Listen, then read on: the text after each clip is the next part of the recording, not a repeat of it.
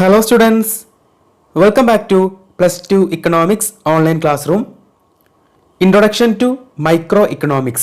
സൂക്ഷ്മ സാമ്പത്തിക ശാസ്ത്രത്തിനൊരാമുഖം എന്ന ചാപ്റ്ററിലെ പ്രീവിയസ് ക്വസ്റ്റ്യൻസ് ആൻഡ് ആൻസേഴ്സ് ആയിരുന്നു ഡിസ്കസ് ചെയ്തുകൊണ്ടിരുന്നത്. പ്രീവിയസ് ക്ലാസ്സിൽ 2 മാർക്ക് ക്വസ്റ്റ്യൻസ് ആൻഡ് ആൻസേഴ്സ് ആയിരുന്നു ഡിസ്കസ് ചെയ്തുകൊണ്ടിരുന്നത്. 2 മാർക്കിനുള്ള ചോദ്യോത്തരങ്ങളായിരുന്നു കഴിഞ്ഞ ക്ലാസ്സിൽ ഡിസ്കസ് ചെയ്തുകൊണ്ടിരുന്നത്. ഇന്നത്തെ ക്ലാസ്സിൽ അതിൻ്റെ ഒരു കണ്ടിന്യൂസ് സെഷൻ ആയിട്ട് തന്നെയാണ് ഡിസ്കസ് ചെയ്യാൻ വേണ്ടിയിട്ട് പോകുന്നത്. 2 മാർക്കിനുള്ള അടുത്ത ക്വസ്റ്റ്യൻ ശ്രദ്ധിച്ചോളൂ. Question number 4. Give 2 examples of underutilization of resources. വിഭവങ്ങളുടെ അപൂർണമായ ഉപയോഗത്തിനുള്ള 2 ഉദാഹരണങ്ങൾ എഴുതുക. അപൂർണമായ ഉപയോഗം എന്ന് പറഞ്ഞാൽ അണ്ടർ യൂട്ടിലൈസേഷൻ. ഓക്കെ, അതിനുള്ള 2 എക്സാമ്പിൾസ് എഴുതാനാണ് ചോദിച്ചിട്ടുള്ളത്. അണ്ടർ യൂട്ടിലൈസേഷൻ ഓഫ് റിസോഴ്സ് എന്താണ് അതുകൊണ്ട് ഉദ്ദേശിക്കുന്നത് എന്നെല്ലാം നമുക്കറിയാം. PPC, പ്രൊഡക്ഷൻ പോസിബിലിറ്റി കർവ്, ഉൽപാദന സാധ്യതാ വക്രം പഠിച്ച സമയത്ത് അവിടെ നമ്മൾ പഠിച്ചിട്ടുണ്ട് അല്ലേ? ആൻസർ ശ്രദ്ധിച്ചോളൂ. ഫസ്റ്റ് വൺ, ഒന്നാമത്തെ ഒരു example. Improper distribution of scarce resources leads to underutilization of capacities. ദുർലഭ വിഭവങ്ങളുടെ അല്ലെങ്കിൽ ദൗർലഭ്യമായ വിഭവങ്ങളുടെ കൃത്യതയില്ലാത്ത വിതരണം മൂലം ഉൽപാദന ശേഷി പൂർണ്ണമായും വിനിയോഗിക്കാതെ പോകുന്നു. അതായത് ദൗർലഭ്യ വിഭവങ്ങൾ എന്ന് പറഞ്ഞാൽ വളരെ സ്കേഴ്സ് ആയിട്ടുള്ള, കിട്ടാൻ വളരെ പ്രയാസമേറിയ വിഭവങ്ങൾ കൃത്യമല്ലാത്ത രീതിയിൽ ഉപയോഗിക്കുകയാണെങ്കിൽ അതെന്തിന് കാരണമാവും? അണ്ടർ യൂട്ടിലൈസേഷൻ ഓഫ് റിസോഴ്സസ്, വിഭവങ്ങളുടെ അപൂർണമായ ഉപയോഗത്തിന് കാരണമാവും. ഒന്നാമത്തെ എക്സാമ്പിൾ പറഞ്ഞു. സെക്കൻഡ് എക്സാമ്പിൾ നോക്കിക്കോളൂ. Due to technological backwardness industrial workers capacity is underutilised. സാങ്കേതിക പുരോഗതിയുടെ അഭാവം മൂലം വ്യവസായിക തൊഴിലാളികളുടെ ഉൽപാദന ശേഷി പൂർണ്ണമായും ഉപയോഗിക്കപ്പെടുന്നില്ല. എന്ന് വെച്ചാൽ സാങ്കേതിക പുരോഗതി, ടെക്നോളജിക്കൽ പ്രോഗ്രസ്, ഇത് ഇല്ലാത്തത് കൊണ്ട് അല്ലെങ്കിൽ ആബ്സെൻസ് ഓഫ് ടെക്നോളജിക്കൽ പ്രോഗ്രസ്, സാങ്കേതിക പുരോഗതി ഇല്ലാത്തത് കൊണ്ട് വ്യവസായ മേഖലയിൽ ജോലി ചെയ്യുന്ന തൊഴിലാളികളുടെ പ്രൊഡക്ഷൻ കപ്പാസിറ്റി, ഉൽപാദന ശേഷി പൂർണ്ണമായിട്ടും എന്ത് ചെയ്യുന്നില്ല? ഉപയോഗിക്കുന്നില്ല. കാരണം എംപ്ലോയ്മെന്റിൽ ടെക്നോളജിക്ക് ഒരു സ്ഥാനമുണ്ട്, ടെക്നോളജിക്കൽ പ്രോഗ്രസ്സിന് ഒരു സ്ഥാനമുണ്ട്. ഇത് കൃത്യമായിട്ടുണ്ടെങ്കിൽ മാത്രമേ വിഭവങ്ങളെ പൂർണ്ണമായിട്ടും ഉപയോഗിക്കാൻ സാധിക്കുള്ളൂ. ഓക്കെ, 2 എക്സാമ്പിൾസ് ഓർത്തു വെക്കുക. നെക്സ്റ്റ് 2 മാർക്കിനുള്ള 5ാമത്തെ ചോദ്യം ശ്രദ്ധിച്ചോളൂ. Give a few examples of resources in economics. സാമ്പത്തിക ശാസ്ത്രത്തിൽ വിഭവങ്ങൾ എന്ന ഉപയോഗത്തിന് ഏതാനും ഉദാഹരണങ്ങൾ എഴുതുക. ഇക്കണോമിക്സിൽ നമ്മൾ പഠിച്ചിട്ടുണ്ട് എന്താണ് റിസോഴ്സസ്, എന്താണ് വിഭവങ്ങൾ.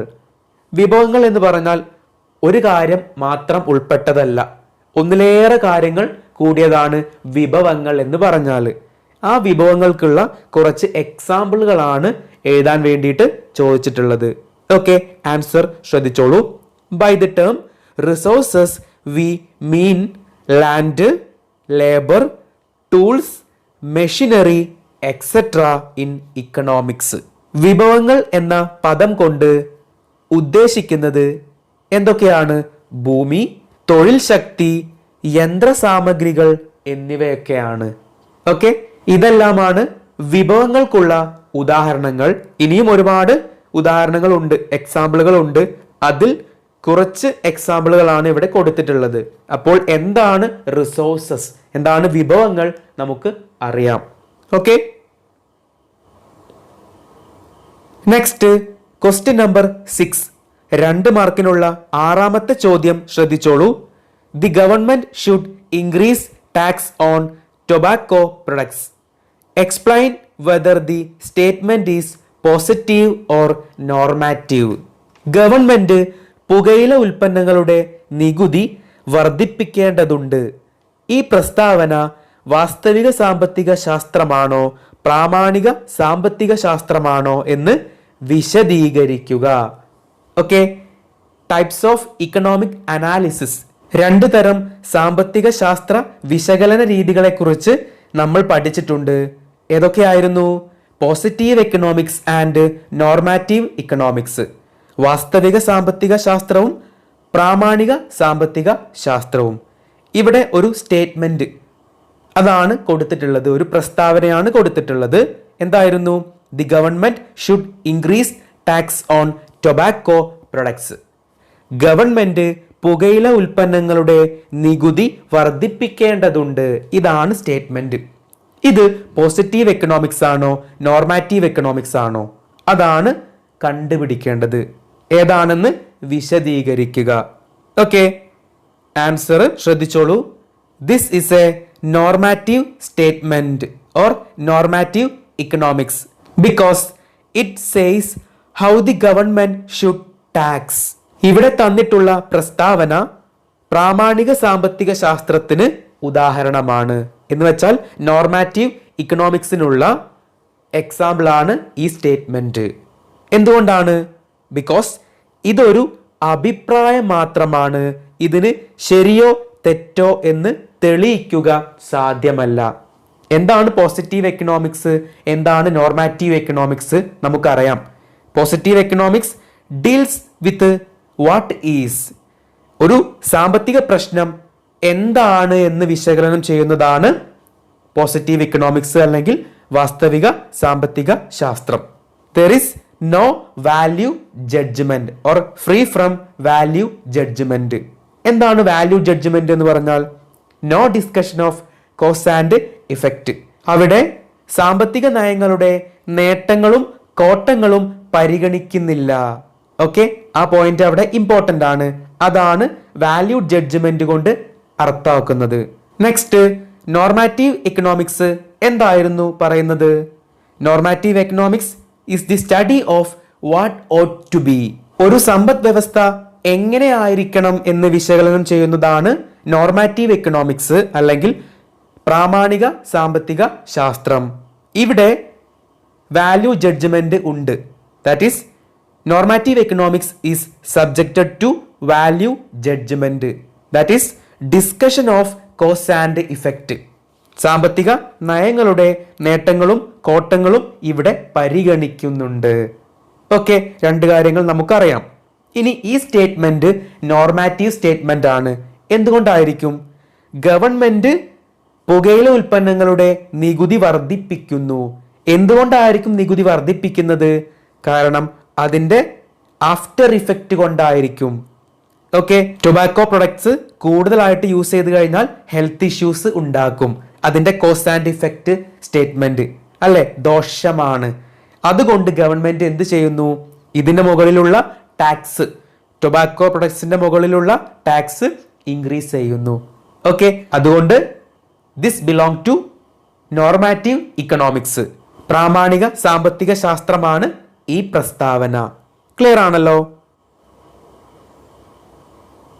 Next, question number 7. 2 മാർക്കിനുള്ള 7ാമത്തെ ചോദ്യം ശ്രദ്ധിച്ചോളൂ. Study of aggregates is equally important to study of individual units. മൊത്തത്തിലുള്ളവയെക്കുറിച്ചുള്ള പഠനത്തിന് വ്യക്തിഗത യൂണിറ്റുകളെ കുറിച്ചുള്ള പഠനത്തെ പോലെ തുല്യ പ്രാധാന്യമുണ്ട്. എന്തായിരുന്നു? Study of aggregates is equally important to study of individual units. മൊത്തത്തിലുള്ളവയെക്കുറിച്ചുള്ള പഠനത്തിന് വ്യക്തിഗത യൂണിറ്റുകളെ കുറിച്ചുള്ള പഠനത്തെ പോലെ തന്നെ തുല്യ പ്രാധാന്യം ഉണ്ട്. Full stop. Substantiate the above statement by distinguishing the 2 branches of economics. Full stop. Give 2 examples for each. 2 സാമ്പത്തിക ശാസ്ത്ര ശാഖകളെയും വേർതിരിച്ച് ഈ പ്രസ്താവന സാധൂകരിക്കുക അല്ലെങ്കിൽ വിവരിക്കുക. ഓരോന്നിനും 2 വീതം ഉദാഹരണങ്ങളും എഴുതണം. അതായത് സാമ്പത്തിക ശാസ്ത്രത്തിലെ 2 ശാഖകൾ, മൈക്രോ ഇക്കണോമിക്സും മാക്രോ ഇക്കണോമിക്സും, സൂക്ഷ്മ സാമ്പത്തിക ശാസ്ത്രവും സ്ഥൂല സാമ്പത്തിക ശാസ്ത്രവും. ഈ 2 ഇക്കണോമിക് ബ്രാഞ്ചുകൾക്കും 2 ഉദാഹരണങ്ങൾ വീതം എഴുതുക. 2 എക്സാമ്പിൾസ് എഴുതി വെക്കുക. അതാണ് ചോദ്യം. ഓക്കെ, ആൻസർ ശ്രദ്ധിച്ചോളൂ. First of all, microeconomics എന്താണെന്ന് നമുക്കറിയാം. എന്തായിരുന്നു? Microeconomics, which is the study of individual units, is helpful in analysing a microeconomy, whereas macroeconomics is helpful in understanding the working of macroeconomy. സൂക്ഷ്മ സാമ്പത്തിക ശാസ്ത്രം വ്യക്തിഗത യൂണിറ്റുകളെ കുറിച്ച് മനസ്സിലാക്കാൻ സഹായിക്കുമ്പോൾ സ്ഥൂല സാമ്പത്തിക ശാസ്ത്രം ഒരു സമ്പദ് വ്യവസ്ഥയെ മൊത്തത്തിൽ മനസ്സിലാക്കാൻ സഹായിക്കുന്നു. അതായത് micro economics is deals with the individual units or single units of the economy. സമ്പദ് വ്യവസ്ഥയിലെ ചെറിയ യൂണിറ്റുകളെ കുറിച്ച് അല്ലെങ്കിൽ വ്യക്തിഗത യൂണിറ്റുകളെ കുറിച്ച് മനസ്സിലാക്കാൻ സഹായിക്കുന്നതാണ് microeconomics. Whereas macroeconomics deals with the study of the aggregate units of the economy or the study of an economy as a whole. ഒരു സമ്പദ് വ്യവസ്ഥയെ മുഴുവനായിട്ട് അല്ലെങ്കിൽ മൊത്തത്തിൽ പഠിക്കുന്നതാണ് മാക്രോ ഇക്കണോമിക്സ്. നമുക്ക് അറിയുന്ന കാര്യമാണ്. ഇനി മൈക്രോ ഇക്കണോമിക്സിനും മാക്രോ ഇക്കണോമിക്സിനുമുള്ള 2 എക്സാമ്പിളുകൾ, 2 ഉദാഹരണങ്ങൾ നമുക്ക് എഴുതാം. ഇനി ഈ ഒരു ചോദ്യം ചോദിച്ചു കഴിഞ്ഞാൽ നമുക്ക് പെട്ടെന്ന് തന്നെ ആൻസർ എഴുതാൻ സാധിക്കും. കാരണം ഈ 2 ബ്രാഞ്ചുകൾക്കുള്ള ഒരുപാട് എക്സാമ്പിളുകൾ നമ്മൾ പഠിച്ചു കഴിഞ്ഞു അല്ലേ? പ്രീവിയസ് ക്ലാസ്സുകളിലായിട്ട് ഒരുപാട് പാറ്റേൺ ചോദ്യങ്ങൾ ചെയ്തു പഠിച്ചു. ഓക്കെ, മൈക്രോ എക്കണോമിക്സിനുള്ള 2 എക്സാമ്പിളുകൾ നോക്കിക്കോളൂ. Individual income or income of A person, വ്യക്തിഗത വരുമാനം അല്ലെങ്കിൽ ഒരു വ്യക്തിയുടെ വരുമാനം. സെക്കൻഡ്, പ്രൈസ് ഓഫ് ആപ്പിൾ, ആപ്പിളിന്റെ വില പറയാലോ. പ്രൈസ് ഓഫ് റൈസ് പറയാം, പ്രൈസ് ഓഫ് വീറ്റ്, ഗോതമ്പിന്റെ വില, അരിയുടെ വില. അങ്ങനെ ഇൻഡിവിജ്വൽ യൂണിറ്റുകളെ കുറിച്ച് പറയുന്നതെല്ലാം മൈക്രോ ഇക്കണോമിക്സ് ആയിരിക്കും. ഇനി മാക്രോ ഇക്കണോമിക്സിനുള്ള 2 എക്സാമ്പിളുകൾ നോക്കിക്കോളൂ. ഇൻഫ്ലേഷൻ, പണപ്പെരുപ്പം അല്ലെങ്കിൽ നാണയപ്പെരുപ്പം. നെക്സ്റ്റ്, നാഷണൽ ഇൻകം, ദേശീയ വരുമാനം. ഇനിയും ഒരുപാട് എക്സാമ്പിളുകൾ നമ്മൾ പഠിച്ചു. GDP, gross domestic product, aggregate demand, മൊത്തം ചോദനം, എക്സെട്ര. ഒരുപാട് എക്സാമ്പിളുകൾ നമ്മൾ പഠിച്ച് കഴിഞ്ഞു. ക്ലിയർ ആണല്ലോ? ഇത്രയാണ് നമ്മുടെ ഇന്നത്തെ ക്ലാസ്.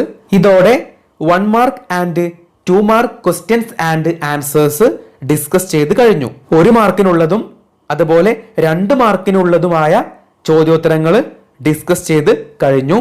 ഇനി അടുത്ത ക്ലാസ്സിൽ ഈ ചാപ്റ്ററിൽ നിന്നും 3 മാർക്കിന് ചോദിച്ചിട്ടുള്ള ക്വസ്റ്റ്യൻസും അതിന്റെ ആൻസേഴ്സും ആയിരിക്കും ഡിസ്കസ് ചെയ്യാൻ വേണ്ടിയിട്ട് പോകുന്നത്. അപ്പോൾ അടുത്ത ക്ലാസ്സിൽ നമുക്ക് വീണ്ടും കണ്ടുമുട്ടാം. എല്ലാവർക്കും ഒരു ശുഭദിനം നേരുന്നു. Thank you so much.